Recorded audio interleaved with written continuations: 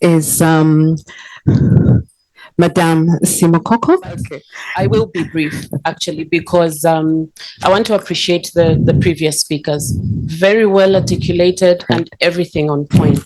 I cannot agree with you more that uniqueness abounds in Africa.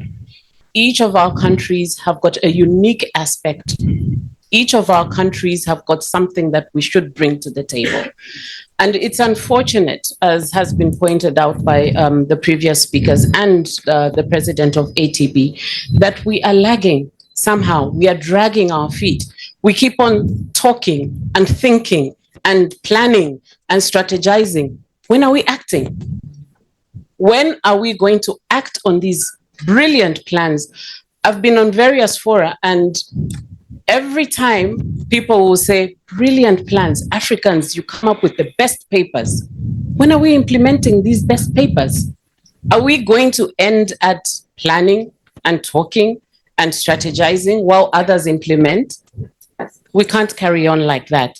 And I think one of the greatest impediments that we have is collaboration, as brought out by the Honorable Minister. We are so poor at that. We need to get to strengthening our collaborations. We need to get to linking our uniqueness.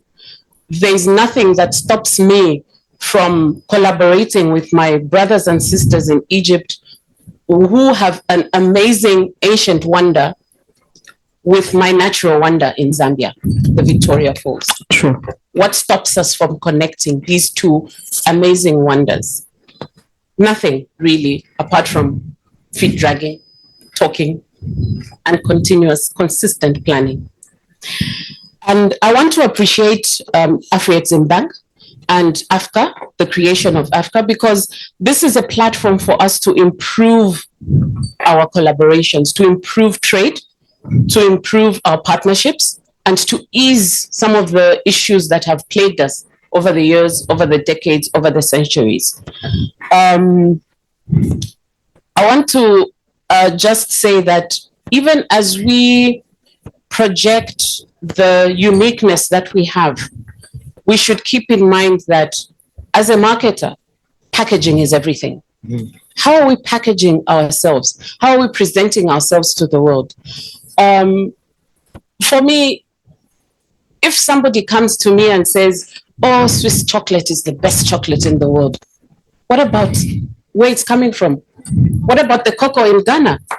Where do you leave that? A person in India will come and tell you, fine Egyptian cotton. Why are you not really celebrating that it is coming out of Egypt? It's just a small tag somewhere which says cotton from Egypt, really small. And it's on all the international labels. But let's celebrate ourselves. Perfect example is the fine French wine. Who says that Africa doesn't make wine?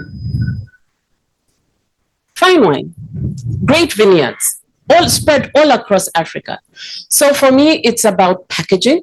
It's about how we celebrate ourselves. It's about collaborating, strengthening those collaborations. And as the Honorable Minister says, let's try to not always be wanting to win the glory. Let's be collective. Let's work as a team. There's an old adage. They say teamwork makes the dream work. I think if we did this, we would definitely be miles ahead of the so-called developed countries. We'll be miles ahead of anything that anybody could ever dream of. Because I do believe that uniqueness and richness and the vastness of Africa is something that will be unsurpassable if we could just put our hands and heads together. And of course, less talking. So the last thing I want to say, and I'm really trying to be very, very brief here, struggling to summarize. But the last point I just want to make is that on your list, Honorable Minister, of the large migrations, please do not forget to add the largest mammal migration in the world, which is in Zambia.